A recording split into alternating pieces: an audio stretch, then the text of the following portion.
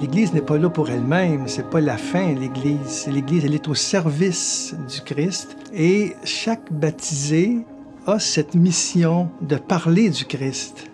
Ce qui est fondamental dans l'évangélisation ou la mission, c'est que Dieu nous aime. Quand on y croit profondément de l'intérieur et qu'on a des exemples concrets dans nos vies, à ce moment-là, la mission devient véritablement une attraction. Ça, Paul VI en parlait déjà.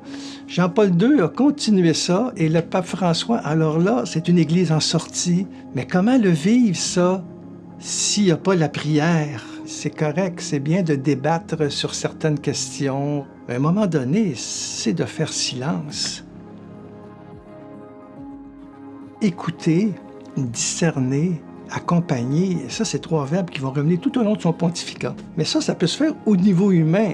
C'est que la mission chrétienne, c'est que c'est le Christ qui est au cœur, qui, lui, va t'amener à sa croix, au dépouillement, mais jamais qu'il va t'abandonner. L'accueil du plus petit, l'accueil de l'autre, l'accueil de la femme adultère, les paraboles, c'est l'enfant prodigue, c'est la brebis perdue, c'est toujours la miséricorde. C'est ça qu'on a besoin. Parce qu'on a toujours à se convertir. Et le missionnaire en premier. Et le pape François va écrire quand même une exhortation apostolique sur la petite Thérèse. C'est le premier pape qui fait ça exclusivement. Elle voit que l'Église, elle est pécheresse et qu'elle va dire « Mais je serai l'amour au cœur de l'Église ». Et là, c'est emballant. On a le goût parce que c'est tout simplement d'aimer. Ça se manifeste de différentes manières, chacun selon son charisme. La mission, selon le pape François, c'est l'écoute. C'est le témoignage par l'exemple, c'est une vie de prière, c'est une rencontre, une conversion continuelle, et à ce moment-là, c'est lui qui passe. Être missionnaire, c'est prier pour les autres aussi. Toute âme d'oraison est une âme missionnaire, et ça, on peut le vivre partout, partout. La prière, le silence, il y a une paix qui est profonde. Et pour moi, c'est ça aussi la mission. C'est vivre la paix, c'est la donner. Constamment se décentrer pour se centrer sur lui, le Christ.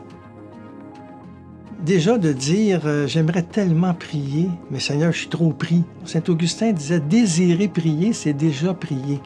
Pour passer à l'acte, parce que là, tu vis quelque chose qui va te pousser à prendre la prière au sérieux, où tu ne seras pas productif au niveau de ce que la société entend. C'est une société qui veut être très efficace, mais quand ça devient l'absolu, puis c'est les algorithmes qui te mènent, à un moment donné, ton cœur crie. Tu dis, Seigneur, apprends-moi à prier. Ça prend pas, ça prend 20 secondes de dire ça. C'est gratuit. Tu prends le temps que tu veux.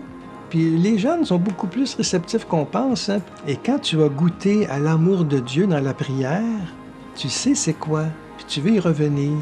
Et ceux qui ont arrêté la prière, je pense qu'il y a un appel que le Seigneur peut nous lancer de reprendre ce contact-là, où on sent que j'existe pour Dieu et qu'il m'aime personnellement. Dieu n'impose rien, hein? C'est ça qui est beau. Nous, ce qu'on a à faire, c'est de dire en toute simplicité ce qui nous fait vivre. Cet amour de Dieu-là, ça s'expérimente. C'est pas un concept et c'est toujours là. Tout devient simple avec le Seigneur. Et c'est ce qu'on aimait du pape François. Cette grande simplicité qu'il avait. Il avait un style très imagé qui pouvait déconcerter à l'occasion, mais c'était l'Évangile. D'ailleurs, son premier texte, c'est la joie de l'Évangile. Le Seigneur veut être un missionnaire pour toi. C'est lui le grand missionnaire. Si toi, tu n'es pas converti profondément, chaque jour, c'est difficile d'en parler. Tu évangélises avec ce que tu es. Puis comme Thérèse dit, ça se manifeste d'abord par le sourire, ce qui n'est pas facile.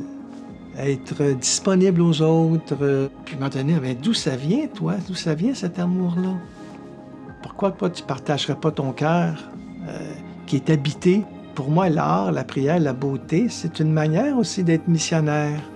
On a à évangéliser au cœur des réseaux puis des écrans. Tout est mission, puis comme disait Thérèse, tout est grâce, en fond. Thérèse d'Avila disait que l'humilité, c'est la vérité.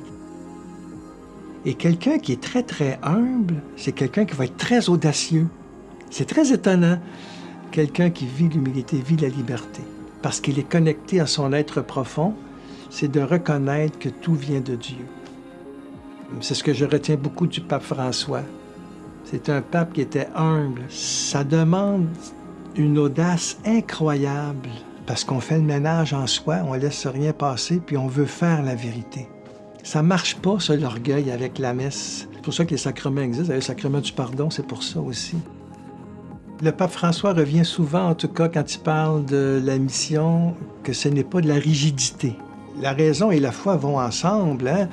Une foi toute seule, sans raison, bien des fois, ça peut être un peu trop sentimental, mais une raison trop forte, ça peut être comme rigide, des jeunes qui ont cherché, puis ça, puis tout à coup, qui découvrent. Des fois, ils veulent aller dans des valeurs un petit peu plus conservatrices aussi, parce que c'est plus rassurant. C'est pas négatif en soi. À un moment donné, il va falloir passer de la tête au cœur, parce que c'est là que le Christ demeure.